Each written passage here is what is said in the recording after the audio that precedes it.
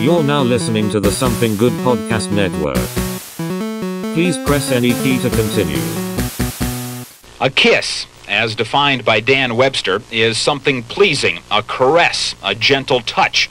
But there's another kiss that isn't in Webster's. Hey world, we're Kiss! Some critics say they don't make music, they just make noise. Yeah, Kiss sucks! Kiss implies the extreme in the theatrics on stage, utilizing fire and smoke and bizarre costumes, and the ever-consistent, constant concealment of their true identities. Speaking of which, Kiss is going to have its own comic book soon. Take Kiss with you. It's fun. Show your friends and be the first. Now. Oh my God, no time to turn. And welcome once again to No Time to Turn, a Kiss nerd podcast. Nerds. Yup, that is us. Once again, I am Russ. I'm joined by Cap and Alex from the Something Good For You podcast. Hello. And we are tracking the history of Kiss album by album, year by year. We are into the year 1982. Really, now we're kind of crossing over years. They're kind of going to go through a cycle where their stuff comes out every fall. And so we'll be kind of at the end of one year and leading into the next. So this is really 82 through spring of 83. Because this all really kind of kicks off July 82. But we need to kind of backtrack a little bit because we didn't cover this on the last episode. And this is a very important thing that happens early in 1982 in the spring, May 8th. Neil Bogart dies of cancer. And he's only 39 years old. And, you know, we really can't, we'd be remiss not to mention this, but just for how titanic of a presence or whatever you want to call it. I mean, to have the relationship that they had with Neil Bogart in Casablanca is, you just can't understate that. Yeah. Because they were basically given carte blanche. And I also say this to show the dichotomy with the relationship they will have with Polygram, which they will not enjoy. No. But you know, he really helped to establish Kiss as a presence. And by this point, he had left. Of course, we talked about him leaving Casablanca and how important he was to that key man clause that they had, which allowed them to renegotiate their recording contract and give a really, really sweet deal. Yeah, big time. And of course, now Polygram are feeling kind of like sold a bad bill of goods, so to speak, because Kiss has ever since been failed to deliver. Yeah. Meanwhile, Neil Bogart went on to form Boardwalk Records, and he signed Joan Jett from the Runaways after she had been rejected by famously rejected by 28 different labels or something. Right. And then has a surprise runaway hit with her cover of an old Arrows song called I Love Rock and Roll. He also signs Night Ranger and does their first album. Okay, I didn't know that. But, I mean, we snicker, but that gave him success with rock acts that he had not previously had because Casablanca had been so heavily reliant on disco acts. Yeah. So it's interesting to consider what his place going forward from here would have been had he survived. What would his presence have been in the 1980s music marketplace? Oh, yeah. I hate to use the word marketplace, but that's essentially what... That's what the 80s turned into. It was definitely what it was already, and that's what Neil Bogart really did best. Yeah. And, you know, considering Kiss's tumultuous relationship with Polygram, you know, would they, could they, should they have ever jumped back to Boardwalk to be with Neil Bogart again? That would have been interesting. Interesting little what-if side storyline. And we'll touch back on this towards the end of this program, but we'll wait to that point. We've talked a little bit on the last episode because this sort of blurs together now. The recording sessions that they started that became the songs that were on Kiss Killers are also kind of this is an extension of that whole process. Yeah. Because they're also auditioning guitar players at the same time. This is basically recorded over the summer of 1982. And, of course, Michael James Jackson, who we talked a little bit about in the previous episode, he's co-producing with Gene and Paul, and with a number of different engineers, because they're trying to work cheaply and as efficiently as they can. And the other little side thing I always find funny to this is in Paul's book, his first recollection of Michael James Jackson was he boldly proclaimed to the band that they should just write a hit.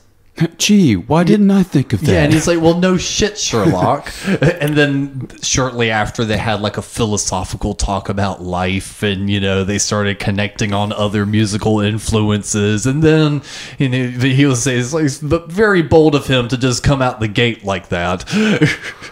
Well, they didn't write a hit.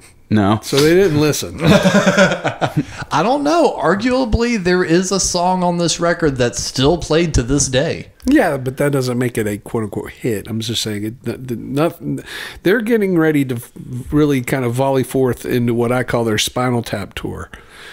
Yeah. I mean, everything they do over the course of the next year and a half is pretty much Spinal Tap.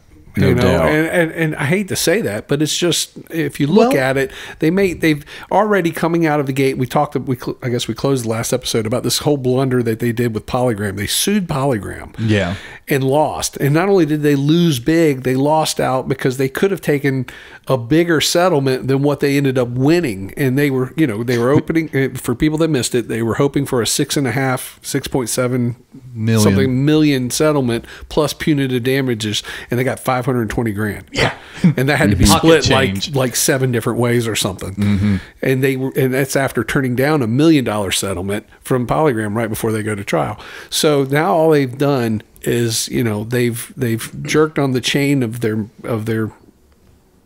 record label. Yeah, I was going to say they're masters, you know, because they've enjoyed this kind of, like I said, this relationship with Casablanca and Neil Bogart, where they basically were given freedom to do what they felt like was best. And now Polygram's going, no, now you're going to do this, and you're going to do this, you know, and you're going to say, yes, sir. We're going to say jump, you'll say, yes, sir, how high? You know, Kiss is never going to be what they were ever again. And diehards will argue me on this. I don't understand why they can't recognize this.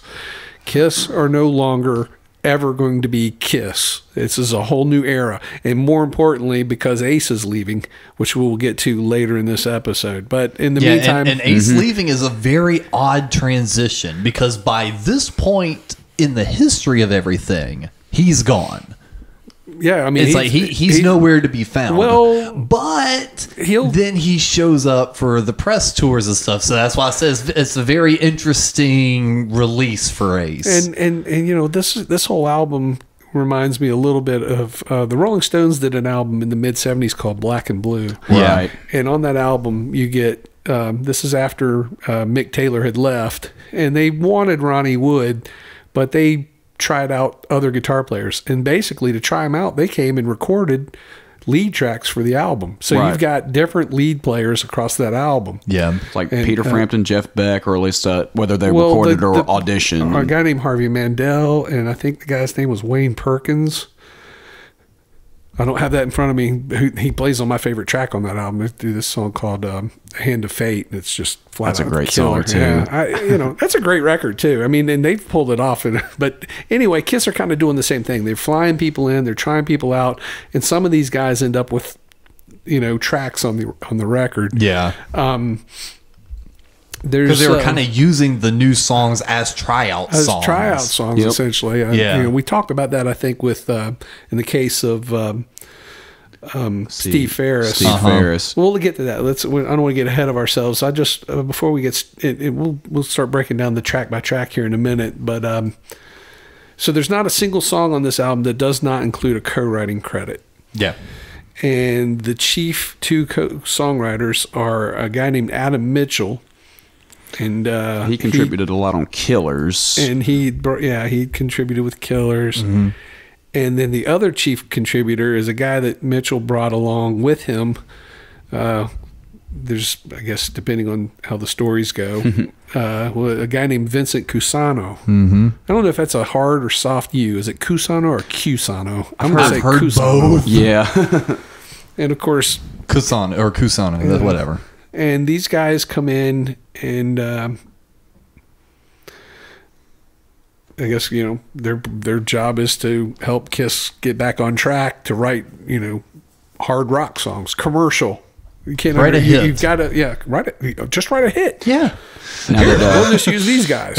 Now, did Vincent Cusano already come in with the bad reputation that everybody kind of alludes to when they talk about? Well, I don't know. I mean, we hear this now. We hear a lot of, it's always after the fact that it's easier to kick someone after they're already down kind of situation. So, but the tellings that we always hear is that Vinny was always known to be kind of troublesome, but his creative output was almost worth the trouble. Right. That was always the vibe I've gotten from any readings I've read. To me, it just seems like it's revisionist history, because if he seemed that problematic, why would they go with him? Obviously, he seemed the less problematic. Well, they did say they went for him by default by the end of things. I disagree with that. We just talked about in the last episode, a dozen different guitar players they brought in? Yeah.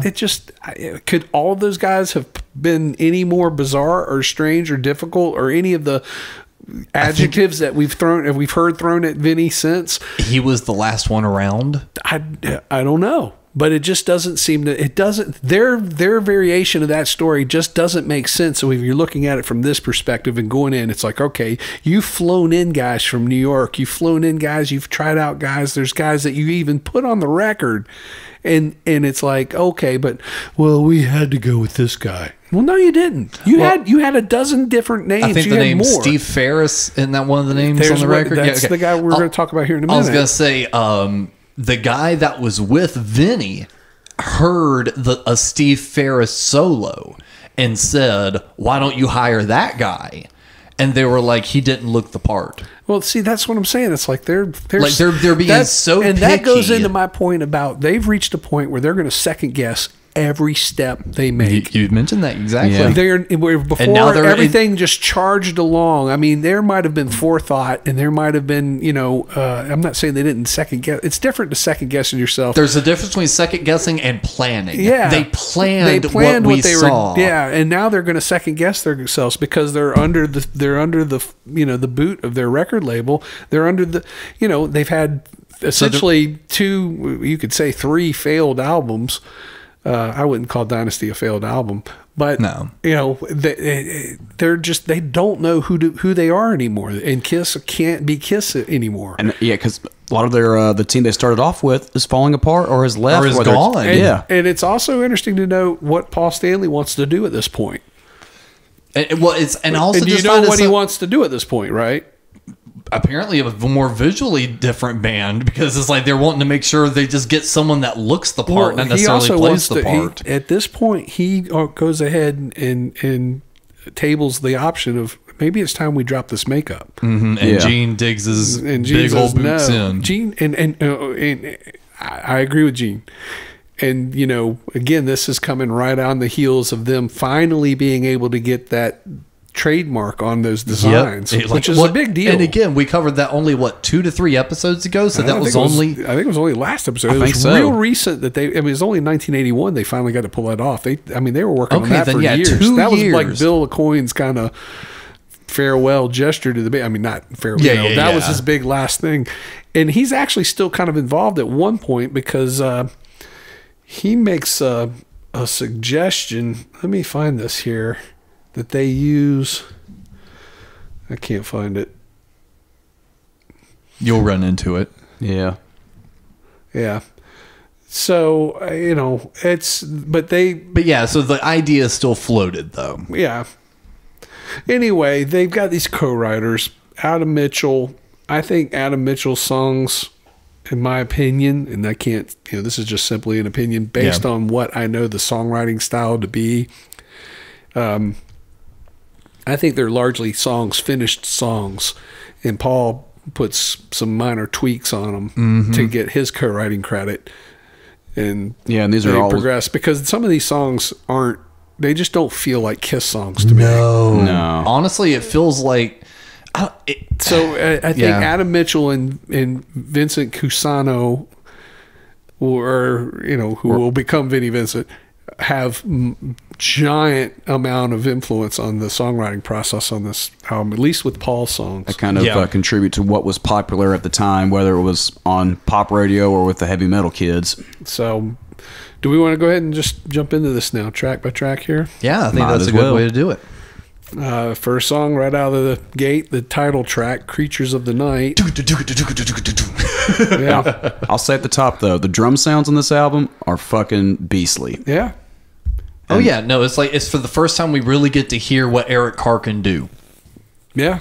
Because even the Killers tracks weren't really all that. It's like, this is the first time we really get to hear, all right, Eric, here's a riff. Now throw something heavy on it, because they were intentionally even trying to go in that heavier direction for this record. This leans very hard towards heavy metal and signals the lane change that will define Kiss in the 80s. And since we also talk about context being key, 82, what kind of bands can we just kind of think off the top of our head that are kind of releasing first records that are really kind of pushing toward that direction? Because I know like hardcore punk is definitely in the forefront of things by now. Well, no, not really. I mean, well, the early hardcore is more it's like, not having any commercial inroad. That stuff. No, but like it's still something kind of seeping in.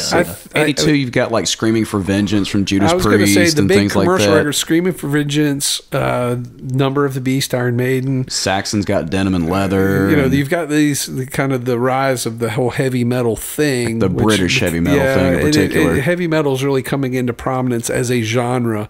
It seems like prior to this, rock and roll, you had your hard rock bands and I guess the term heavy metal was still out there, but, this kind of ironclad, genre defining we're heavy metal. Yeah. And Kiss seems to think they have to be a part of this. They've never done this. To me, Kiss were never a heavy metal band, ever. I agree with that. They were a hard rock band. They're a guitar rock band. But they aren't a heavy metal band. Oh, that would always confuse me. Like when I was really young, like I remember elementary school days, VH1 or MTV would run like the top 100 metal bands of all time. And they'd be like Poison and Whitesnake. And yeah, so they're playing like all these actual metal bands or subgenre of metal bands, and then they'd always get into that top 20, and they'd start putting in bands like Alice Cooper and Kiss, and I'm like, Alice Cooper was in a heavy metal. Yeah, and when he tried to go heavy metal, it sucked too. So. Yeah, it sounded like Rob Zombie. But no, so it's like there are multiple bands that kind of get lumped into that heavy metal category that I've never understood why. Well, that's because I think people are, again, and this was especially true for something like Alice or Kiss, and I can speak from experiences, like you're listening with your eyes. Yeah, aesthetically, it's a thing. And like when Alice Cooper made his comeback in the mid 80s, I can remember, we found Schools Out, me and some buddies in high school. Yeah. And boy, I tell you, that threw us sideways. I mean, if anyone doesn't know what I'm talking about, go listen to Schools Out. I mean, now it's probably my favorite Alice Cooper record. Oh, it threw me for a loop too when I was doing my Alice Cooper. When you get into that last third of the record there, where he starts basically doing like almost like a disco thing. Well, it's not disco because it's way before that, but with the horns and the whole 9 yards, you're just like, what is this? A hard rock record? What is this? But at the time, you just couldn't wrap your head around it because we had been sold this concept that Alice Cooper was a quote unquote heavy metal act. Yeah. And the same with Kiss. And Kiss really was never a heavy metal band per se. Just because they were a 4-piece guitar rock band doesn't make you by default heavy metal. No. And I think a heavy metal, and I'm not saying that it's a disparaging thing to claim heavy metal. I mean, you can say, obviously, Black Sabbath. There's a vast universe of difference between Kiss and Black Sabbath. Absolutely. There's a vast universe of difference between Kiss and Iron Maiden. Mm-hmm. But then there's a vast difference between Judas Priest, Iron Maiden, and Black Sabbath. There's vast differences. Yeah, so that's even the fun thing. I can see Sabbath. I can see Sabbath and Priest and Maiden being all kind of umbrellaed under the same thing, whereas Kiss just musically weren't really a part of that. No, I would honestly objectively, not to go too far off on this tangent, I think the only Kiss song that ever hinged on any sort of feel of heavy metal would be a Sabbath-y vibe for God of Thunder. But even that to me doesn't. It doesn't, but I think just the extra evilness of it all. I was going to say, Creatures. I'm talking more classic Kiss. Well, here, it feels like they're kind of going to that, that feel. With back to Creatures of the Night. What's interesting to me about this is that if they're going to go for a commercial hard rock sound, it would seem to me they would want to be aping something more like Loverboy. Yeah, which is kind of what happens here and there on future records. Yeah, because they don't know we'll get to that. Yeah, but this isn't a bad song. No, but it's not one of a my song. favorites. I don't really. I mean, that's not one I particularly care for. But it's a good opening song. But it really signals that Kiss that we knew, even the Kiss Alive. It's like this. A lot of people call this a return to form. It's not return to form old Kiss. It's maybe it's a return to balls. It's quote unquote. Well, it's hard rock. It's not necessarily even a return to form. It is a turn to a form. And that form there you is go. I this like that. new heavy metal thing. Oddly enough, here's a little odd side note. On this track, Mike Porcaro plays bass, the bass player from Toto. Right. How and why he's on here, I have no idea. Well, it kind of alludes to in the Wikipedia page that Gene was going through a breakup with Diana Ross and just didn't show up for sessions. Yeah, he started pulling an ace. He just stopped showing up. Just out of heartache or whatever. I don't know. Even Gene kind of touches on that in his book a little bit. The broken-hearted demon. I know, right? Hollywood got to him, man. Yeah. There's a couple of bass players that see play him on this. Going to therapy, No, that's the other member in a couple years. Well, no, Paul's still going to therapy. But I don't like to get into their personal lives on this. This is something I purposely avoided on this. Right. I will say though, in the coming episodes, we will have to kind of go into the personal life because we'll deal with that when we get there. Okay, I was just wanting to make sure we weren't ahead of ourselves. I was wanting to make sure we weren't going to gloss over that though, because that's a very interesting thing that not a lot of people have talked about until Paul recently in his own book talked about it. Yeah, that's an odd situation. At least I feel like if he talked about it, it's okay. Satan Sinner. Let's keep it. We're kind of the only thing I want to say on Creatures of the Night though is. I like this song for the same reason why I like some other classic Kiss songs. Not for the reason that we're listening to the studio version, but like Deuce, the Alive version is so much better than the studio version. Right. Stuff like that. I love this song because of, I'm ducking the arrows in the comment section now, for the Alive 3 version. I think the Alive 3 version of Creatures of the Night is fucking amazing. Well, that's way ahead of the... It is, but I'm just saying that's one of the reasons why I do like this song, though, even the recorded version now, is because I've heard so many good versions of it. Steve Ferris does a killer solo at the end. Yeah, we talked about that, I think, a little bit. That's only his second take on that. Yeah. And he did this trick with his volume pedal and a whammy bar, and that kind of feels like he's spinning into the solo or whatever. It's pretty cool. It's a pretty cool little trick. I mean, and especially it shows that stuff like that wasn't not overdone yet. They're not interested in trying to have anyone emulate Ace's style at this point. They're just like, come in and do it. But of course, right now, for all intents and purposes, they don't want their record company knowing that Ace is gone because they're going to be in breach of contract if that happens. Right. And we'll get to that here shortly. Saint and Sinner. This is a co-write with Michael Japp, who had co-wrote several songs on Paul's solo album. He's the one. That's Paul. Bill Aucoin brought him back into the mix for this. I don't know the story on that, but apparently that's, according to what he says, Bill Aucoin called him up and said, "Hey, do you got anything you can help the boys out with?" Okay. Well, it's unfortunate because this is one of my least favorite tracks. That's probably one of my favorite Gene tracks on the album, though.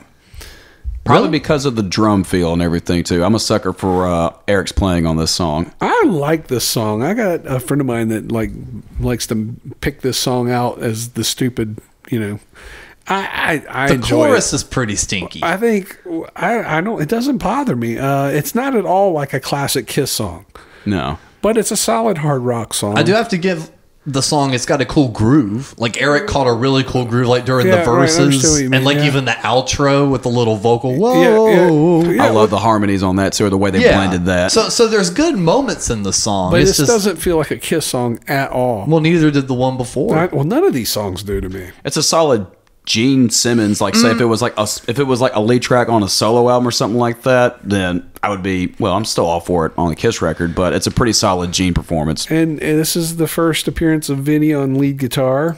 Not a very complicated lead, which makes me wonder maybe they're still kind of straddling the fence as to, you know, don't overplay because, you know, maybe we can talk Ace back into the fold here. I don't know. I think they're constantly second guessing themselves. I think it just depends on the situation. Because the song before Ace would have never been able to pull off, but maybe this one they're like,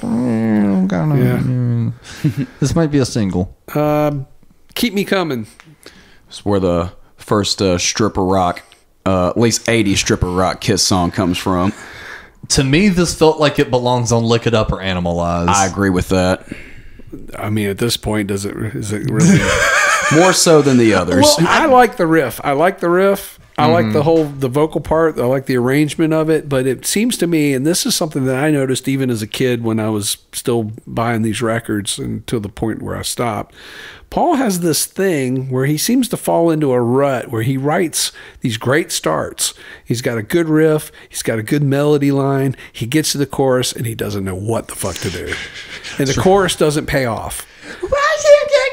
It's just, Keep Me Coming. I mean, it's just like, you know, at one point they seem to possess a sense of a sort of a dry ironic wit of sorts, you know, kind of clever. You know, Spinal Tap, fine line between stupid and clever. Yeah. But here it's like, they just feel like it's better to adopt this macho bravado. Yeah. You know, we're tough men. And it was like before, they didn't really care about that stuff. And now it's like they seem like they got to appear like they're, you know, we're ladies' men. We're tough guys. We're heavy metal. You know, you got to keep me coming, you know. And they sing this stupid shit with like a chest thumping sincerity. Yeah. And it just doesn't work for me. It didn't work for me even then. I was just kind of like, come on. And to not jump too far ahead, it's like you have to imagine Paul singing in this, beating his chest like you've seen him do with that goddamn tail. Is this the... you know the tail he's got on the costume? No, I don't remember that. You don't remember that? No. Oh, it's in all the footage. You can see it really well in the Kissology Sam Paul footage. Yeah, he has a black foxtail on. Well, there you go. Yeah, and he wore that as part because they did like the Kiss Cruise and like a handful of shows to celebrate the Creatures era. He had that, and they put the costumes back together. Oh yeah, he put that back on again. Right, yeah, he's got a little tail. Yeah, that's dumb. One of these tracks, and I thought it was this one. I can't remember. They re-recorded. It was recorded once in a different key, I think. And they decided it didn't suit his voice, so they dropped it and re-recorded it. And Bob Kulick had done a solo that supposedly was really good, and it didn't get used. Huh. So I think it was this one. That would make sense. I didn't run across that back. I didn't either. You know, I meant to write it in my notes, and I didn't. So let's Keep Me Coming. You know, so yeah, strike another strike against our professionalism. We never said we were professional. Yeah, well, that's for goddamn sure with me. Rock and Roll Hell. AKA fucking Jukebox Hero. That's what I got. That is exactly what I got. That's my note. I said it's a cynical ripoff of Foreigner's Jukebox Hero. It sure fucking is. And this, oddly, this song seems to have a second life elsewhere as a Bachman Turner Overdrive song. What? But I don't know how, where, why, or when. I've heard it, but it's been 20 years maybe since I heard it because it was... I heard it on the Kiss forum. Like someone posted it a year or so ago. It had not stuck with me at all. I had it was utterly unmemorable. And then Ace recently did it on his Origins Volume 2 record. Well, which is weird because... Good on you, Ace. Yeah. Congratulations. Here's a song I didn't play on and that nobody really likes, but here you go. And here's a very shitty version of it. Honestly, it was. Ace's solo albums just that'll be an episode later. Okay. But they suck. Yeah. Spoiler alert. They suck. But as for this version, this is the first song so far from side one, aside from Creatures of the Night, that I can listen to all the way through. I like the song. The thing is I like this album in spite of myself. I'm going to probably shoot holes all in it, but I have to qualify that overall I think this is a decent album. Oddly enough, it's just not a good Kiss album, right? And honestly, there's a song that I make fun of a lot that I had to have some soul searching on. That I'm just like, if this wasn't a Kiss song, I probably wouldn't make fun of it as much. That's how I feel about a lot of these tracks. So yeah, we'll get to that one again. Jukebox Hero. This is absolutely inspired. There's no way you're going to convince me that this wasn't inspired by Jukebox Hero. Oh, yeah. And the difference between that song and this song, or this song and any other Kiss song, is that in anyone's hands, as with Foreigner, it's an anthemic song. It's kind of has a feel good quality. That anthemic, put your fist in the air song. This song. And most of this album has this kind of melancholic kind of feel to it. It's a downer. Yeah. It's a complete downer. It's not anthemic at all. Get and it's me out of this rock and roll hell. Talking about how the guy has to do it, has to become the star. I mean, I like the song, but it's just, it doesn't, it's like this is like almost like I guess the darker side of Jukebox Hero. Where does the kid fail? What's going on here? It doesn't have that same kind of. And here, what makes it so frustrating is here's a band whose strength is writing these fist in the air anthemic, rock songs. Yep. The only other group that does it half as well or equally as well was Slade, and they did the same thing when their Bloom Came Off the Rose. All their stuff went into this sort of melancholic nosedive, and they started writing songs like "How Does It Feel" and stuff like this. And I'm like, why would you do this? Yeah. And do they think that they're writing a cool anthem? Well, is it Gene writing the majority of it, or is it Bryan Adams and his partner Jim Valance? That's a good question. We don't, how much input is there here? But overall, I still like this song. Yeah, it's not a bad song by any means, but again, just a very it's weird the first one I can song. show some love to. It's not as stupid as "Keep Me Coming." Yeah, I know. But then again, that's not as stupid as this next song, "Danger." And again, you got a good build up. I think the riff is cool. The riff is cool. The verse parts, the whole arrangement, and then it heats a chorus, and it's like, I don't know what to do. Danger. It's like, fuck. That's it. So this is the one I had to say I had to step back and reevaluate, and if it wasn't a Kiss song, I wouldn't laugh at it as much, because the thing that I laugh at, because I just imagine Paul doing it, is him singing along to every note change. That ba ba ba ba ba ba ba la da da da da da. Yeah, I always thought that was weird too. Well, it's weird imagining Paul doing it, but if it was some badass 80s metal band that had that song that didn't repeat "Danger, Danger" over and over, I probably wouldn't laugh at it as much. Well, the danger part's what kills it. Just the whole idea. It feels like he just ran out of an idea, and then he had a rushed attempt to finish out the song. And he just rushed out this chorus. But it is also just an interesting. It doesn't pay off. It is just, though, an interesting Paul vocal with the riff, because again, the riff walks so much, and Paul hits every riff note during the chorus in certain verses. I want to know. I like all that though. It's just weird imagining Paul doing it though. I think it works. I think for Paul, this it's very power metal. I think Viking power metal kind of shit. I don't have that vibe. I think that the verse parts sound very close to classic Kiss. He's on to something here, but he doesn't know where to go with it. And then he hits the chorus, and it almost danger. Yeah, it has that stutter. It gets up to the part, and then it does the ba-da ba-da or whatever. And I'm like, whoa, why? You were so close, man. You almost. It's like you almost hit a home run, and here you've got maybe a double.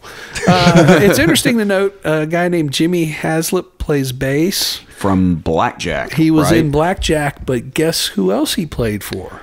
Jimmy Hillset. Well, yep. Tell him. I won't look. Should I look? I look? I'll just tell you. He was in the band Street Punk. Okay. Who opened for Kiss on their earliest shows back in New York City. They were part of that scene. And also, I know that Blackjack was also had Michael Bolton as their lead singer, who wound up co-writing with Paul Stanley later on, right? I know, but Bruce Kulick was the guitar player in Blackjack. So, okay, I didn't know that either. So all of this threads together. You know, they reached outside sources, but they usually, you know, you find that the links in the chain aren't that many. No. And speaking of Bruce, and this was probably also aren't that strong. This was also the era in which Bob was like, I don't want to be in Kiss, but why don't you check out my younger brother Bruce? Well, did he say he didn't want to be in Kiss, or they just didn't take him because he had no hair? R.I.P. Bob. I'm using his words. I think he would have happily jumped into that slot. I agree too. I'm just using his words out of respect. But we'll, you know what, Mark, try to remember that before we end the episode, because I want to talk a little bit about that. But let's just keep tracking on the songs here. We've lifted the needle up, flipped the record over. Yes. I Love It Loud, the lead single off of the album. Another shot at an anthem. Mm-hmm. I think it works better. Yes. Yeah.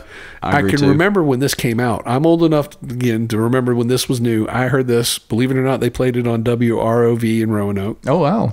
And you know what? We sat there and listened to it, and we were like, dude, that's what the cheerleaders do. And I shit you not, the cheerleaders had it identical. They would do that. And I'm like, where did he hear that on a football game or something? Was that not a cheerleader thing? I don't know. I mean, it wouldn't shock me, quite frankly. So at the time when this came out, it was just shocking to hear him, like, you know, and it felt like such a sellout. You know, when you're imagine that. When you're a young teenage kid and you're hearing, dude, they're doing the cheerleader chant. You're just like, what the fuck is this? Yeah, I can imagine. Now you don't hear it any other way than it's the Kiss song. Yeah. But back then, and maybe this wasn't nationwide. Maybe it was, and like I said, it might just be that 1 in a million coincidence that the cheerleaders in our little school district were doing that. Well, I mean, it's so basic. But we wouldn't sure. I hear versions of that. You hear versions of that in a lot of like quote unquote hair metal band songs afterwards too. But apparently a song that Paul did not like, because this song had been in the hopper since like early Elder period, I think they were saying. Oh, really? Oh yeah. Yeah, I knew Paul didn't like it. They ended up hatcheting it up a little bit to play it live to make it shorter. Yes. It felt like it dragged. Yep. Because in fact, I agree with him on that aspect. The Montreal show, Gene tries to sing at the second verse. He cuts right into it. Yeah, I actually put that in one of my notes. There's a video of them playing from Montreal on this tour. That's one of the few existing videos of that era. Mm-hmm. So I tried to do a little bit of digging on that, and really the only show I had time to watch was the Rio show. Yeah. Well, the Montreal show I think is a little better. It's like it's lesser quality but a better show. Well, we'll come back to that and talk about that. But yes, but what you were saying is they had to shorten it up live, and Gene for that tour notoriously still could not get it. But I agree with the fact that it fucking drags, because one of the things that I hate about 80s songs is overly repetitive choruses that fade out over and over again. That always drove me crazy. Fades out and then fades back in. Does the helter skelter? It's like, hey, you think it's? They're like, fuck you, Cap. Basically, we're gonna, you know, I don't know. I don't remember. We didn't have MTV back then or anything like that. We knew the video existed because I saw it on maybe like Entertainment Tonight, and of course they didn't show the whole thing, but like, you know, but this was the single. I can remember having actually heard it on radio, so yes, it got some radio airplay. But we just thought it was so weird. It's so weird. It's so weird. But no, I dig this one. And again, unfortunately, for the same reason I like Creatures, is I've heard faster versions from Alive 3 and subsequent tours that it's like once they kick it up that little extra notch, it gives that song a little more life. So it's like I hear the faster versions and I'm like, oh yeah, this is a fun song. And plus, actually getting to hear it live, it has a totally different feel, especially when everyone around you knows the chant. It's like, oh yeah, no, it works. It's fun. It just still doesn't, you know, it's the most successful song on this record for me as far as what they're trying to achieve, but it still doesn't feel like a Kiss song. It's doesn't. something else, and we'll. But it is a fun when we lap get song. when I get to the summarization, I'm going to explain why I feel like this doesn't feel like a Kiss record to me. But I Still Love You. And by the way, there's a song called "I Still Love You Guys." I just wanted to tell you. I'm stupid. I don't know with this song.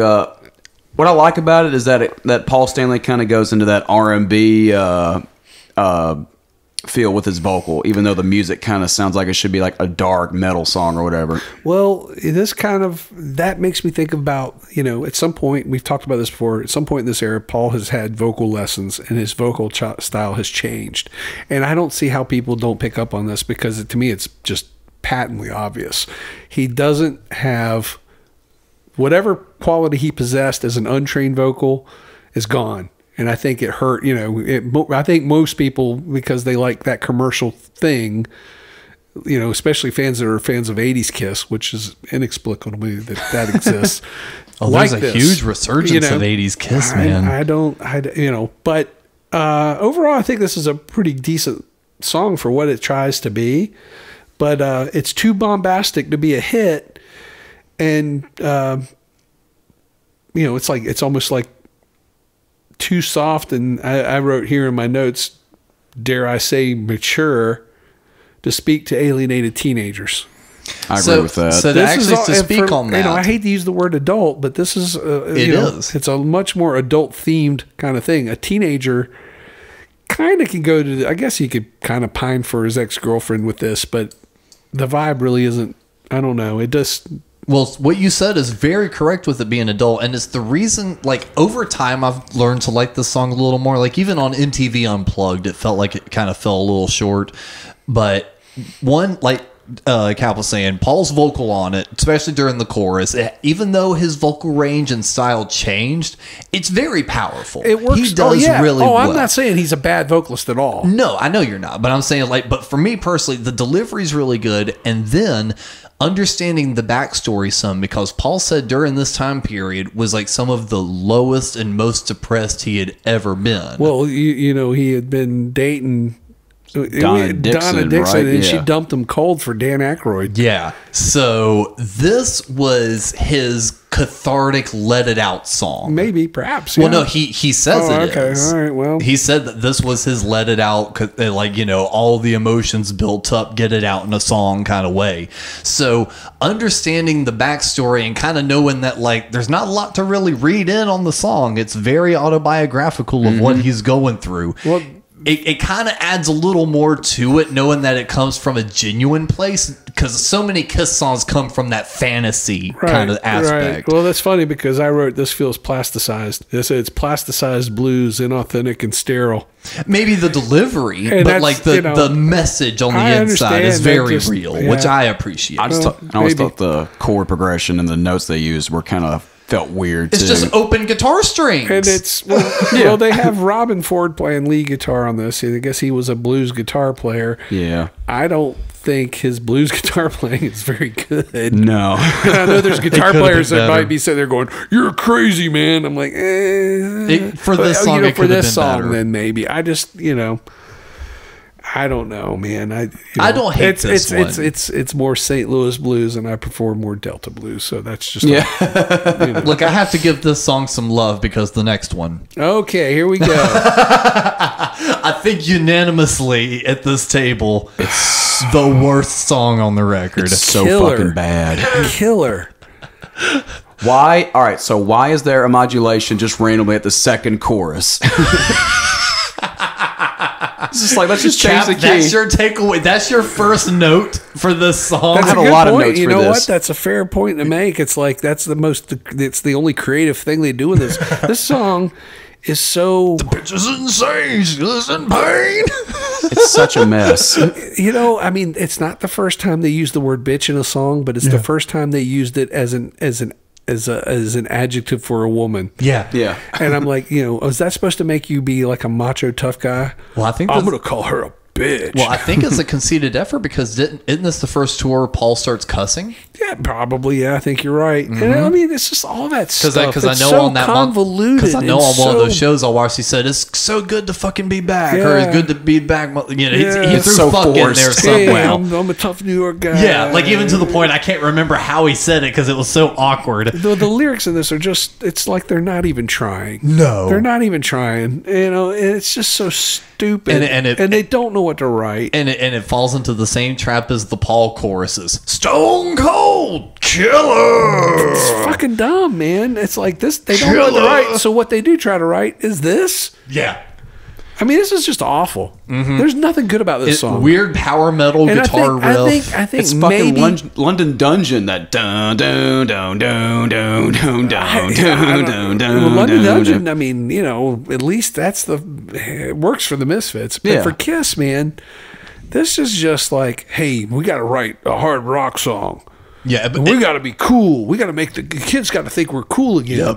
And guess what? This isn't cool. And I, even as a No one kid, thought it when was I had cool. this record when it was new, and I was like, this song's stupid. This might be my And- least favorite Kiss song we've covered so far. I'm not Really? gonna lie. Really? This so far, I think this might be like maybe the bottom of the barrel for Kiss. I don't think they've done anything this bad, even including Yeah. The Elder. Yeah, you Well, know. except for maybe the Odyssey.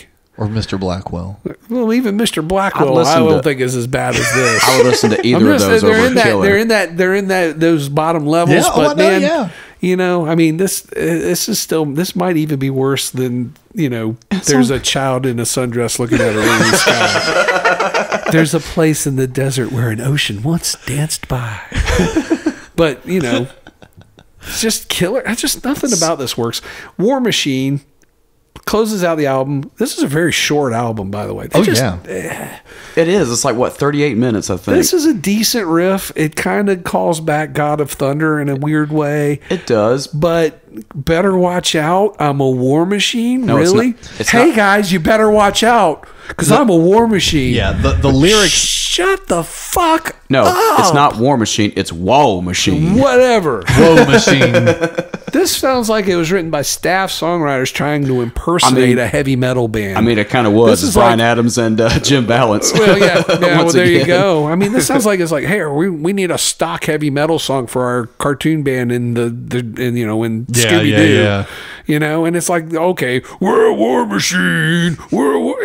Get the fuck out of here, man. And this song got played. I think they still play this shit. that was the one I was This gonna song bring is up. fucking stupid and shouldn't exist. I love the verses more than the choruses. The verses are pretty cool. and- Are cool for Gene, comic book character. There's some good lyrics in this, but the war machine thing is just dumb. It's just dumb. And that's it's not the one clever thing that dumb. ruins It's it. just dumb. It's dumb for even a submoronic, zit-faced, oily-haired, tattered jean jacket wearing teenager in suburban mall arcade dumb. no, and I'm trust- talking about myself. I was young enough and still, I'm like, this is just dumb. Well, see, here's the thing. I had this record at an early age, too. It was one of the handful of CDs Mom rebought. So it's like, I had this at my disposal even younger than what you're describing there. And even this pimply, comic book video game player Right. that's used to, crazy outcomes and stupid machines. Even I'm listening to it going, why is Gene a war machine? I don't know. Because It just, the only again, thing I could it's like they closely ran out- approximate it to was they wanted to. It was something about the tank on stage. That was the war machine. I don't know, but what fed the other? One fed Right. the other. Yeah, I don't. right. I just Yeah. think that the song almost could work. It's almost like they just kind of give up. They get to the chorus and they don't know what to do, and so this is what they do, and it's not good. Yeah, because been the some of theme the of cool this whole lyrics is record. it's like the intro lyrics. Want to bite the hand that feeds me? I'm Yeah. gonna take his place. It's I like got- all that's pretty fucking fine. cool. Yeah, I'm okay with that. Yeah. And like I said, the riff is pretty decent. And like I said, but once they get to the chorus, the payoff, it just seems insulting. It's almost like, we're not even going to try because we think you're stupid enough to buy this anyway. Well, it doesn't work because no they one buys didn't. this record. To this day, this album I don't think has gone gold. It's like. It's whatever. It's certified gold in May of '94, which was Okay. I was gonna say 12 much years later. after its release. That was like right on the heels of the reunion tour. That was like right before all that shit happened. But overall, this album, like I said, it's not a return to form that people want to say it is. It is a turn to a form. And it's not Kiss. I give it an A for effort because they really seem like they're trying, but they don't even seem like they're trying at the same time. So it's like B. They get a C for execution. It's like it doesn't. It's you made a thing. I'll put it on the fridge. Yeah. Exactly. It's like, I wish that's one of the few times I wish we had video. Your face of realization of just like, yes, that's a good point, you know. But the problem that I have with this is that it's anonymous heavy metal. That this is a Kiss. Anonymous heavy metal. This that's could good. be any band from anywhere. It has no identity at all. It doesn't possess an identity. And Kiss will have this problem that will plague them into this very fucking day. When we run the risk, very serious risk, or I do, over the oncoming episodes, so everyone get ready for this. I'm going to be highly critical because the band that I loved has completely given up everything that made them great, and they're going to continuously kowtow to the demands of what they think the dictates of both their record company or more importantly commercial or conventional ideas are. And whereas before, like you said, they planned and they did what they wanted to do. Now they can't do that anymore. They have to do what is expected. Well, what's expected from me as a fan is for them to do their thing. And it's really hard for them to do their thing because they don't know what their idea is anymore. And to summarize, because to kind of wrap up discussing the actual record before we go on to, the way it was released and all that, it's really hard for them to do their own thing when you have 6 ghost players on the band. There you go. It's like, that's the best way to summarize. I went ahead and just did a small head count. 6 additional players, not including Paul, Gene, and Eric. Taking those 3 out of the equation. Well, 6 extra people. And how many co-writers? Oh, I didn't even go to co-writers. I went just additional players. You've got players. You've sounds got co-writers on the record. You have an engineer for the drums by themselves. Who is this band? This was labeled under additional musicians because it says like additional recording for a ton of extra people that are uncredited. It goes on. It's an entire page of extras because it's the first time we see that on a Kiss record. Because it's like seeing the swimmer that's drowning and he's just flailing away, trying anything to save himself. Yeah, and who's in this band, and who is this band? And it's a new guy on drums, instead Gene, Paul, and a shit ton of other guitarists. All of the energy and exuberance and excitement that made Kiss has been kind of just drummed down into this dark, melancholic, drudging heavy metal record, which in another context would be great, maybe for another band. But that's what I talk about with I'm Danger. judging this against their own legacy. I'm only judging this against other Kiss albums, But set alongside, if this was some new band and you filed that between your Iron Maiden and Judas Priest records, right? J.K., whatever. Yeah, right. H-I-J-K, blah, blah, blah, blah. It might work. It fits. And I could see that to a degree. So you could say on that level, maybe it succeeds. But as a Kiss record, and that's what I'm talking about, it doesn't succeed. It fails miserably. Yeah. They're, like I said, they're just clearly second-guessing themselves in the convoluted effort to be, quote-unquote, relevant. And that's the thing where they're going to fuck up because these guys can't be relevant. Kiss never was relevant. Kiss exists always and eternally in its own self-contained context. They don't try to be relevant. The rest of the world has to figure out the way to be relevant to them. Yeah. That's the way the original Kiss worked. You know what I mean?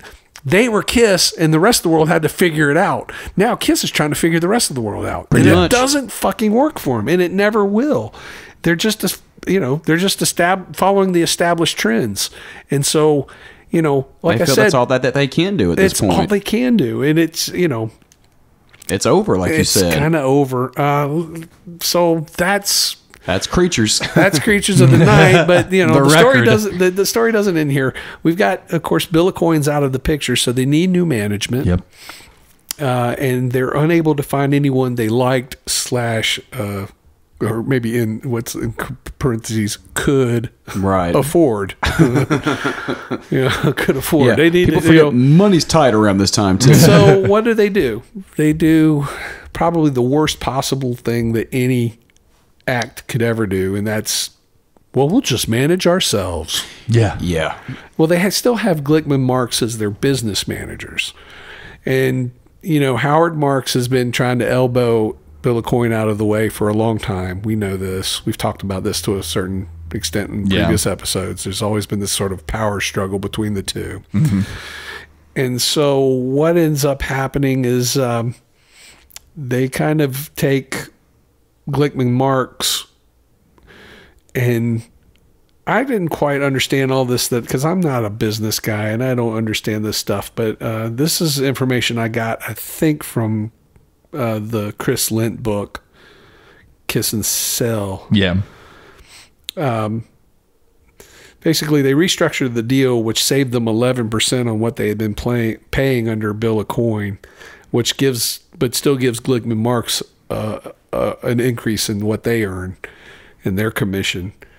And their commission, of course, is of the gross income, not the net. Right. Which, that's very important. And they also hire, or rehire, I guess, maybe, Danny Goldberg as a consultant to help update their profile for the 80s, because we talked about how this change is coming. The 80s is like this new, untapped new world. Might as well be the year 2000, right? Danny Goldberg had ran Swan Song Records, and I think he had helped to a certain extent around the time of Destroyer, maybe. I can't remember now. Right.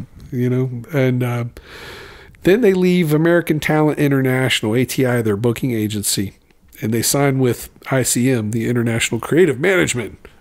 So the reason behind this apparently was because ICM was more of a Hollywood thing. Okay. And both Paul and Gene had designs to break into acting. Mm-hmm. Paul first, believe it or not. Yeah. Mm-hmm. Paul seems to think that Gene kind of jumped on his bandwagon. Yeah. He holds a little resentment on that, I think. It's like, well, either which way, that seems to be the logic as to why they left ATI, which ATI was ran by a guy named Jeff Franklin, who we've talked about in previous episodes. His name has probably popped up. Jeff Franklin was a player in helping establish Kiss on the road with ATI. Yeah. And I'm sure he felt pretty betrayed by this. A guy named Wally Meyerowitz, if I'm saying his name right, and I might be wrong, I don't have this written down, was closer with Paul in particular, and he's the one that jumped to ICM and persuaded them to come, and probably dangled, hey, and there's acting possibilities. Here's a carrot. Right. And they were like, oh. But this is going to change over the course of basically, they do this in 81 actually, but by the end of the year, they're going to jump back to ATI. We'll talk about that here in a minute. Because ICM has difficulty finding promoters willing to book a Kiss tour. This is how far they've fallen in the previous 3 years. And they're getting offers, well, we can book them into some nightclubs and maybe some theaters if tickets look good. Yeah. And the Kiss are like, no, we're an arena band. We play arenas or we don't play at all. And they think that refusing to play clubs, or if they were to deign to play a club, it would hurt their image. Yeah. Which, I mean, it kind of would. Well, but would it any more so than this? An empty arena. An empty arena, which is what they're going to find. Ace has agreed to make promotional appearances to help preserve the idea that he's still in the band, because they don't want the label to know, because Kiss are identified by their record label. The band is Gene Simmons, Paul Stanley, and Ace Frehley. And Ace probably wants to keep the illusion up so he can keep getting money. No, he wants to be bought out and be gone. Well, yeah, but which is what they're going to do, or what they've already agreed to. Mm-hmm. I don't know how they rope him back into this. I think it has to be money. Well, obviously, I'm sure they're paying him, but I imagine at this point his work here is probably on a. That's a good point, because I don't know how they do this. Obviously, he wouldn't be doing it for any other reason. I'm sure he didn't go do it for free. But I think I swear it has to be. His deal was he severed his thing in June of '82. It had to be this is purely speculation, but kind of piecing together the different things we've discussed and the different things I've heard and kind of researched. When Paul had that talk with Ace and was like, yo, stick around, you know, just do it for us. And he was just like, no, it's bad for my health. I need out. With you talking about the clauses of the record company seeing Kiss as Gene, Paul, and Ace, I think they may have had to get through one more record cycle of at least getting it out before they were even allowed to have the talks, quote unquote, with management about buying Ace out. Even though they may have had an under the table deal with Ace being like, okay, yes, you are out, but like if you want the money to come, you got to make believe for like a few months. Well, I think that, yeah, I would think that they agreed to that back in the summer when he announced he was leaving. Yeah. But I think part of that deal was, well, can you, we're going to put you on the cover. You don't have to play on the record, but can you at least do, the videos and the promotional appearances while we get our shit together? Yeah. I don't think it was even while we get our shit together. Absolutely. It was while we get our shit together. They were going to need time to get their shit together. Well, I think it was primarily they had to do all of that with Ace to show he was part of the record, quote unquote, to make sure they were going to be able to be in good favor when they submit the buyout. It's not even a favor. It's record company recognizes if one of the original members now leaves, they're in breach of contract, and that sweet deal they got with Polygram is gone, and they have to renegotiate again, which is exactly what happens. Yeah. And because of that, now they're already made their record company angry by suing them. Yeah. And now they've lost a key, basically a reversal of the key man clause. Now the record company, not only have they fucking pissed them off, now they've lost a key man in their thing. So the record company, believe me, they're going to bite down fucking hard. Oh, yeah. And Kiss, hopefully if they can pull this ruse off and go have a successful tour and have some money in the bank, they're going to have some leverage, right? Right? Wrong. Oh. And that's why I think to this day, and I've argued this with other Kiss fans, they had no choice.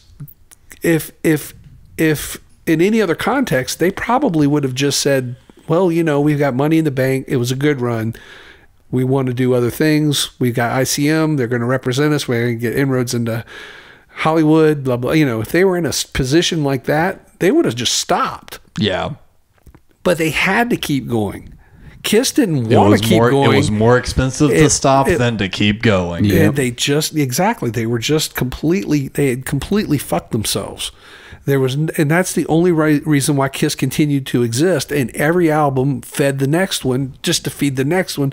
And they're going to get caught in this cycle of just self-sustaining. Let's just get through the next tour, the next grind, until the reunion. And that's, but otherwise, I don't see why they would keep doing this. There would be no reason to. Paul could just as easily gone off and been a solo act. Even though he talks about how the band was like his life raft, in his words. But I think it was a situation of because they were still so tied to their identities. But, that's going to change dramatically over the next year. Exactly. But I think just at this exact moment, because again, even in our own personal lives, how shit changes even over the course of a month, So I think just at that pure point in time, he may have not even seen an out because he's still the star child, the guy up there with the star. You can't really run off and make that a solo thing. I think they were I think they, again, with the ICM deal, I think they absolutely were looking towards a back end, like, okay, we got to look at, eventually this is going to stop. Right. And so I think they were just, I don't know. I mean, it's all speculation. It's all speculation, but it just seems to me that they've, the very best thing they could do by the end of this deal is fucking stop, but I don't think they can. But anyway, the fall of '82, they do a lot of promotional stuff. They do the video for "I Love It Loud." Yep. They do a promotional tour, not a concert tour of Europe. I guess they do some TV stuff, but I can't find a lot about. I found about 2 or 3 TV appearances, all with Ace, and it's so funny because there was one of them where they played "Creatures of the Night," and it's like. they zoom in on Ace for that solo, and he's shaking that guitar, kind of strumming it. It's like he's not even trying.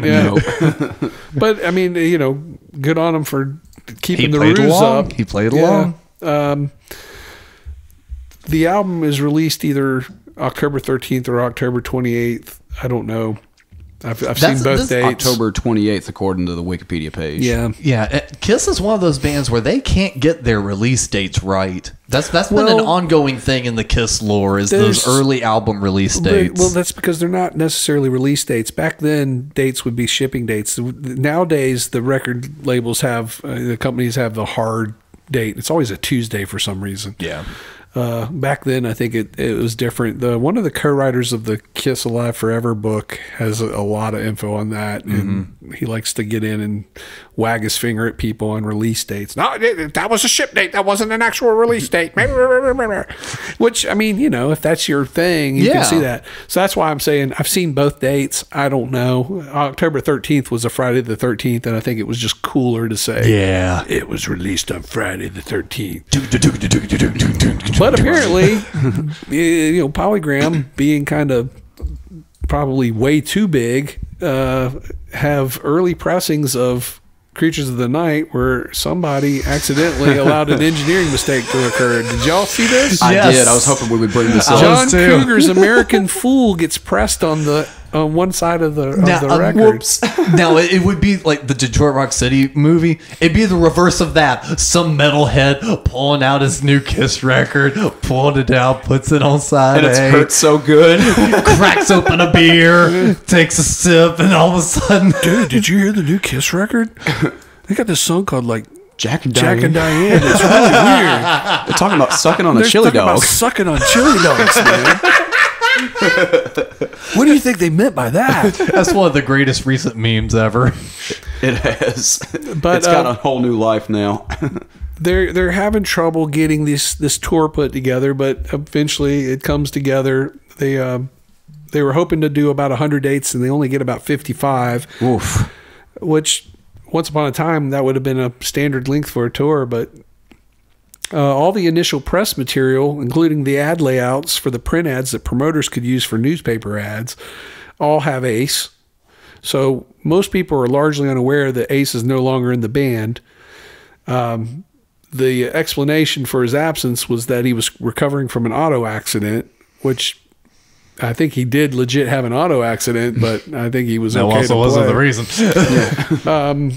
And of course, they introduce Vinnie Vincent as his substitute, not as a new member yet. Because the inside baseball is he is still yet to sign any contract. Well, also because they don't want the record company to know that Ace is no longer in the band. This is all a ruse for the record company so they don't lose their fucking sweet contract.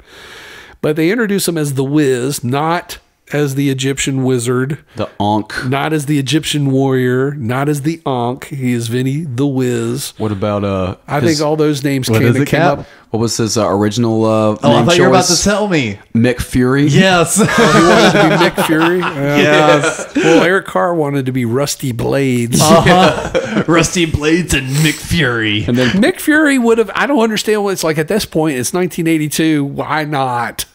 It does sound a little Looney Tunes. But, is that any less 80s than Vinnie Vincent? Well, Paul's quip was Vincent Cusano sounded like an Italian grocer. Yeah. But yeah, Vinnie Vincent, that was okay. That's really cool. That's better.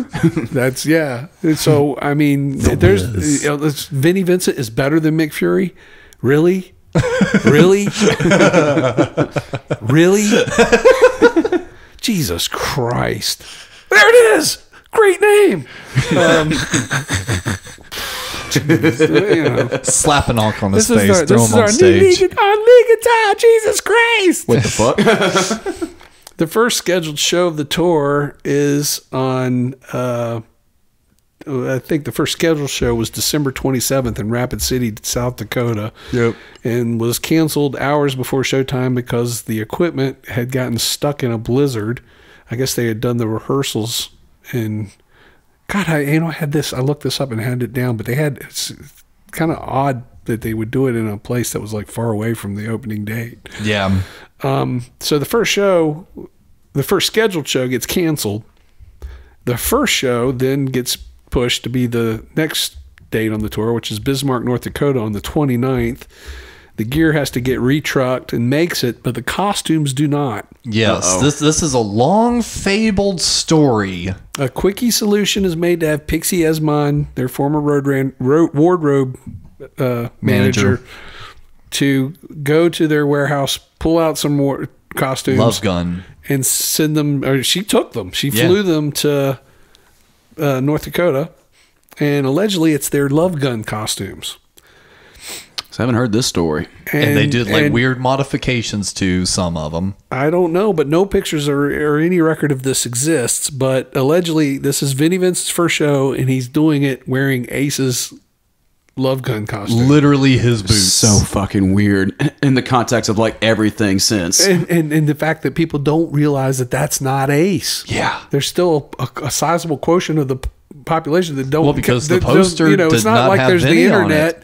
There's no way to know if you don't pick up I can remember picking up a magazine and seeing a picture of him.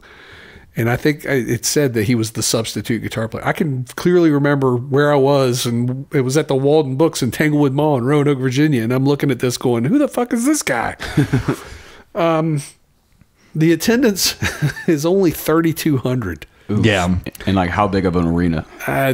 Normal sized arena. I'm assuming most arenas, let's just say the capacity. It said it was at 40% capacity. It could have taken 8,000 people.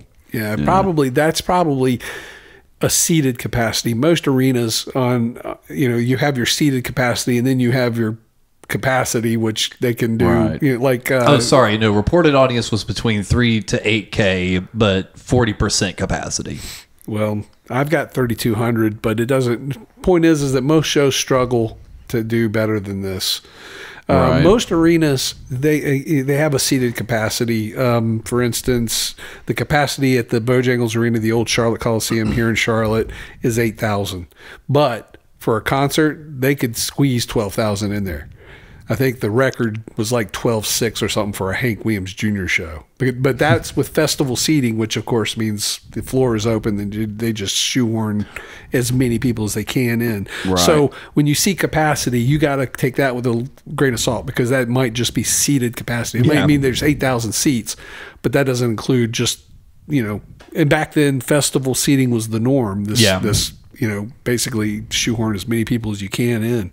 So I think actually this review from a local paper actually summarizes it perfectly. It says the rock group Kiss was resurrected Wednesday night at the Bismarck Civic Center before an audience of 3,200. About 3 semi-trailers of stage equipment were set up for the group's first concert since it broke up a few years ago. Interesting, they kind of phrased the group breaking up a few years ago. That's why I also wanted to pull that. Right. Boosted by about 50 amplifiers, the band played to the young Civic Center crowd, but while the sound from the band boomed, the crowd was subdued. Yeah. Well, I mean, that you got to take also with a grain of salt. That's one reviewer's opinion of what they perceive. Yeah, but that's also, it seems to be pretty indicative of the U.S. portion of their tour. The second show is in Sioux City, Iowa. And it has drama surrounding whether or not Kiss were satanic, because this is the advent of satanic panic.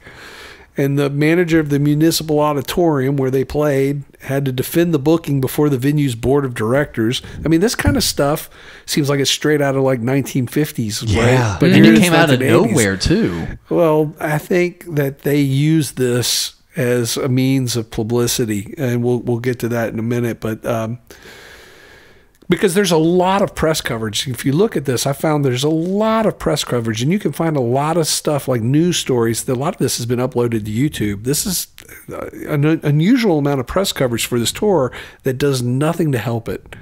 And most of the press seems to be negative, and a lot of it's centered around this satanic controversy, which was every band in the world at this point. Any heavy metal band was that, they worship the devil. Right. Mm-hmm. Knights in Satan's service. Knights in Satan's I think service. this was the beginning of that. Ironically, also, this show they don't get paid because the promoter stiffs the band and claims insolvency. So we're out. This is the second date of the tour, and this is what they're up against. They, it's just an omen. I got also, let's see, some other notable dates. January 13th, Montreal. We've referenced this a couple of times because there's a video that exists of almost the full show. Yeah. And you get a good view of what the staging was like and the stuff they were doing. And it's a pretty good show. And I think it illustrates that the band at that point seemed to be playing with a renewed energy and intensity that, that I guess desperation will bring. And again, I still love that Gene tried to sing the second part of the second verse, and I love it loud. Gets cut off. C.K. Lent relates in his book that while he's standing with the promoter notes the empty seats and goes, "Well, they had a good run. Life goes on." Yikes. Ouch. Like it's over. And it was at this show he said that? Allegedly, yeah. Because that one was at 78% capacity. I know. That was a good turnout. Yeah. So that goes to show that promoter saw it as a bomb. But again, because you got to remember, the last time they played, sold out. Yeah, you're right. You're right. And kids probably breaking down the door trying to get in with this sold out. You're right. And now it's just kind of like they're just, that's probably a lot of walk up too. It's like setting off a Roman candle now. The first cancellation of the tour happens on January 23rd in Providence, Rhode Island, after the sales tank, and the promoter honors the tickets for Providence at the Worcester, and I think I'm saying that right, Worcester, Massachusetts show, which is actually the day before this show was scheduled. Nobody pronounces that so right. Basically, he was able to successfully combine 2 dates into one. I don't know if he had to pay a guarantee for 2 dates, but usually there's a guarantee or a deposit, I should say, a non-refundable deposit. He probably lost the deposit, but made his money back. But the fact that he could take 2 arena dates, and what's even odder is that these 2 venues are only 45 minutes apart from Providence, Rhode Island, because it's a concentrated area. But back in the 70s, they could do that and probably sell out both shows. Now they can't sell out one show off the back of another that got canceled for people to. So, and they weren't allowed, the other thing, they weren't allowed to use their pyro at that show. I can remember reading about that as a kid. I remember that being in a magazine as a kid where the guy Gene couldn't even do his fire breathing. I think he was able to do that. Oh, because the note in here, because I was pulling it up, said that there's footage of Gene being handed a piece of paper saying that he was, right here, a January 20th TV clip on Channel 27 indicates that Gene was prevented by city and state fire codes from performing his fire breathing routines and using other pyro. Was that for Worcester? Yeah, Worcester. Whatever. Worcestershire. Here in the South, Cecil Corbett, who did CNC Entertainment and promoted the KISS shows I went to go see, I think he was with a company called Beach Club at the time. He cancels his 3 dates, which were February 6th, 8th, and 9th before they were even announced. And I don't know if he just loses a deposit or how that works, but he doesn't even, they have the dates as temp hold dates, but they're never put on sale. No one, never announced or put on sale. Jesus. This creates a 6-day hole in the middle of their itinerary here. This isn't going to be the first time this happens. This is like just kind of jaw-dropping stuff here. I mean, February 18th, Minneapolis. Oh, man, I meant to look these guys' names up. These Evangelist brothers, the Peters brothers. I don't know why I just remember that. I was going to say, I just had that pulled up. I was ready for you. They organize a protest at the concert, and it results in a backstage face-to-face meeting between them and the band, which gets aired on local TV. I can remember reading these guys' books when I was a kid because my mom was, like, of course, vehemently against KISS, very religious. And, just reading these books, and you're just, like, cross-eyed looking at this stupid shit that they come up with. But the band, I think, sees this as publicity. Any publicity is good publicity. And so they're like, well, let's just talk to these guys face to face. I'm sure it was their idea. Just get a camera. Not that it works, because I think I forget what the attendance for that was, but I think it wasn't much more than 42%. Yeah, filled. I mean, it's just like none of this is working. And interesting opening act. Plasmatics. I was going to say, I was going to get into that because it's a cool flyer too. Plasmatics are most. That is a pretty cool flyer. Plasmatics open most of these shows. February 19th, the very next day in Sioux Falls, South Dakota, the attendance is only 2,020. Yeah.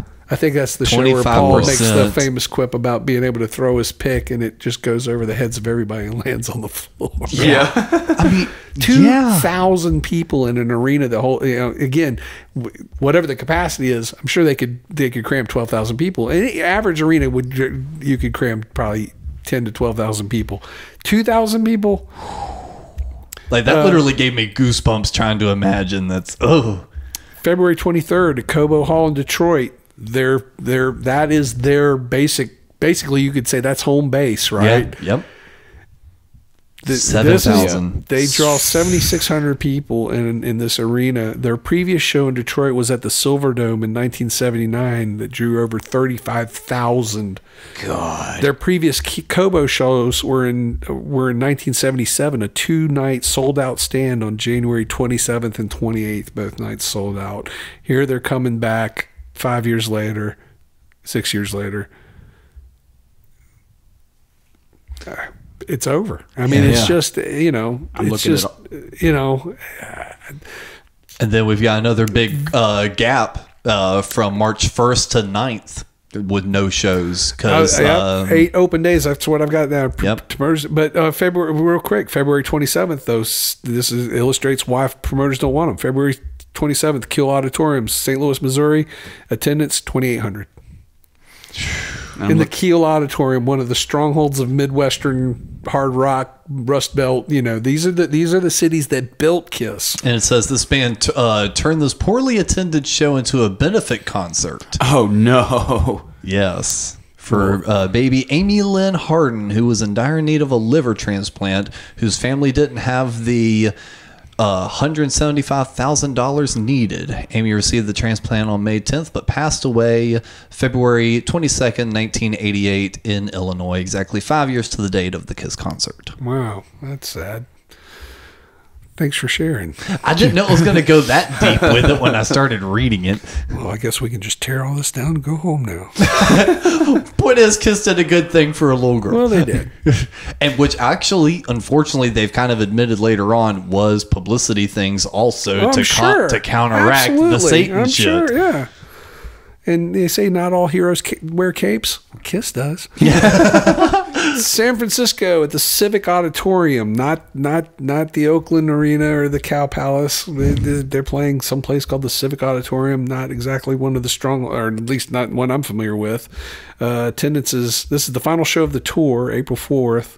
The U.S. tour, which is really all they do outside of the South America. We'll get into that here in a second. This is their final show in the United States with makeup until the reunion. Yep. So this is again, we've used the term "end of an era," but this truly was. They all were end of era, but this kind of really caps it. We've talked about. You just mentioned Plasmatics opened most of the shows. It's interesting to note they're not as confrontational or sexually explicit as they had been previously, and they're trying to make waves in the heavy metal circles. They had been largely regarded as a punk band prior. They did not see themselves ever as a punk band, but that's how they were perceived. And I think they were probably still perceived as such, and probably had a hard time making inroads, and that's why they took this Kiss tour, because it was probably one of the better opportunities they had. I like the Plasmatics very much. I think they're really underrated and underappreciated. Gene Simmons wound up making or producing one of their albums later on, right? Ended up producing Wendy O. Williams solo record. Oh, it was a Wendy O. Williams, gotcha. Night Ranger opens several shows, and it's interesting, like we mentioned earlier, they were signed to Boardwalk. Vinnie Vincent, at one point initially on the tour, was using a violin bow during his guitar solo. Trying to be fucking Jimmy Page. Which, I mean, that's some ballsy move to make, because that's like a signature thing. It's like, it's not like it's a unique or, whatever, but that's Jimmy Page's shit. Yeah. That would be like some, I don't know. It's like if I went out in a schoolboy outfit and didn't play AC/DC songs. And of course, the last 5 shows of the tour on the West Coast, they have a young unknown band called Motley Crue. And Motley Crue will greatly benefit from Kiss over the next year and in other ways, but we'll talk about that on another episode. at some point, like I said, they jumped back from ICM to ATI. And the reasoning now is that ATI had the better reputation and power with promoters. And there's also this $100,000 advance that had been put as a deposit for Argentinian dates. Mm-hmm. And that was in dispute, and they didn't have a way to resolve it. And now if they go back to ATI, everything's even, and then unlocks that dispute without any kind of... it resolves it in the band's favor. Okay. So now they've got to set up this South American tour. Yeah. Which is a story in and of itself. We don't have the time to go into it all here. But More dates were canceled than played. But they play one of the biggest shows, maybe the biggest show they ever would play. Up to that point. That point. That was the Rio show, right? Yes. American I can't even say these words. Maracana. Yeah. Maracana. And this is the one that's on I on the cannot say it. No, I cannot. Is it this one or the Sao Paulo one that's on the DVDs and on YouTube? I'm pretty sure. sure. I'm pretty sure the Rio one is the one that gets circulated the most. But the Sao Paulo show is the final show in makeup and costumes until 1996. Okay, no, it is the Rio show that's on Kissology. But they have dates for Argentina that are scheduled for August 19th, 20th, and 21st. And these dates are canceled after threats from terrorist groups. I saw that at the bottom of this list, too. One is called the Free Fatherland Nationalist Commando. Free Fatherland Nationalist Commando. Okay. They issue a statement claiming that they would use, quote, all means at their disposal, unquote, to stop the shows. Whew. They also call the group, quote, degenerate Anglo-Yankees. And then say, quote, we'll go as far as to cost the very lives of the members of that unfortunate band, unquote. Wow. I think degenerate Anglo-Yankees is going to be my next punk band. Yeah, it's so crazy. Another organization called, I can't even say this, Captain I don't know if it's Giacchino or Giacchino, I don't know. Anyway, this other terrorist organization threatened to blow up the stadium into, quote, 1,000 pieces if the group were to perform. Excuse me, sir. Last time you blew something up, that was only 978. Yeah. But, we're going to say this band, are they really a band? I mean, they got two new guys that are extremely competent musicians. But do they bring anything? And like I said, they're playing with a renewed energy and intensity. But is this really a band? Because are they bringing anything stylistically substantial to the mix? Meaning it takes more than academics. Could they have gotten anybody to fill those roles and play those songs competently and with the same, with that same intensity? Probably so. Yeah.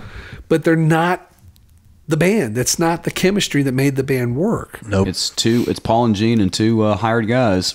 And one that's barely one that's even hired. Yeah, one that's not being very confrontational on the road with them too. Well, we'll talk about that more later. At this point, I don't think that's come into play yet. A little bit, the extending the solos. He's already starting to do that. Well, he's trying to claim ground as his own, and I think he's trying. In his mind, he's looking to put himself in position to become an equal partner. Yeah, that's going to be what the point of contention is. That's what's never addressed in the revisionist history of Kiss, the contract. Which makes why he won't eventually come to terms with these guys, because they want him to be an employee, and I think he wants to be a full member, which makes sense. And if you look at, we'll talk more about the whole Vinny thing in the next episode. There's a very important and perhaps the most dramatic change yet to be made, which we will also talk about in the next episode. Very obvious, but we'll leave that with a teaser anyway. Right. There was something else I was going to, you touched on something. I was like, save it for a minute. And then now I've already forgotten it. Oh, the costuming? No. The only thing I mentioned was Steve Ferris. No, it was something else, but I've already forgotten. Well, speaking of the costuming, though, isn't it weird that Paul, on at least the Brazil date that's on YouTube and all the DVDs, wears a blue Kiss T-shirt with all the face paint all. Oh, he's wearing just one of the tour shirts. Yeah, he's wearing just a tour T-shirt. It's good advertising. Well, I think if Paul will wear it, I will too. I think Paul's trying to, I think that's a power move by Paul to try to steer the band into a more casual kind of look. Meanwhile, Gene still got his full, leather and chains know, costume and all that too. I can't even begin to speculate what the reasoning behind that was. That's the best I can come up with. I just always thought Paul's that looked, the one that's want to move away from the theatrics. Yeah, I always thought that just looked odd, but yeah, that's a good point. But again, what do we got here? At the end of this entire tour cycle has been a monumental failure. This is, again, they've lost their lawsuit with their record company. Now the record company knows that Ace is out. They're coming in to take their bite. Actually, I think... So yeah, let's just close it with this. Polygram, they go to the table to re-sign with Polygram. Why? Polygram agrees to many of the same parts of their original deal, but their biggest change is their upfront advances are slashed. But this deal is offered basically as a take it or leave it scenario, and knowing they could not do any better or even as good with anyone else, they take it. It's a desperation play. Yeah. Everything they're doing is desperation play. And it reeks of it. And Kiss, of course, is now the Kiss is redefined now as Gene and Paul. Gene and Paul are Kiss and will be until this very day. And anyone else is a hired hand. Whereas, prior Kiss was four guys. So this isn't even really a band anymore. It is very much a corporation, and not a successful one at that. No. It would seem to me, the smart thing to do, and they can't because there's no money in their, in the bank at this point. But if they had money in the bank, I'd be willing to bet this would have been like, okay, time to go. But they can't. So now they got to make another record and try to make the best out of it. Mm-hmm. There's only one thing they can do to kind of make any form of waves whatsoever. And is that a right decision to make? But we'll discuss all that on the next episode of No Time to Turn. And hopefully you guys will join us as more drama unfolds. Yes. Join us for the next exciting chapter. No Time to Turn. And until then, I'm Russ, and for Captain Alex, we'll see you next time. Thank you for listening. Please insert another coin by supporting the show for as little as $1 a month at patreon.com/somethinggoodnetwork.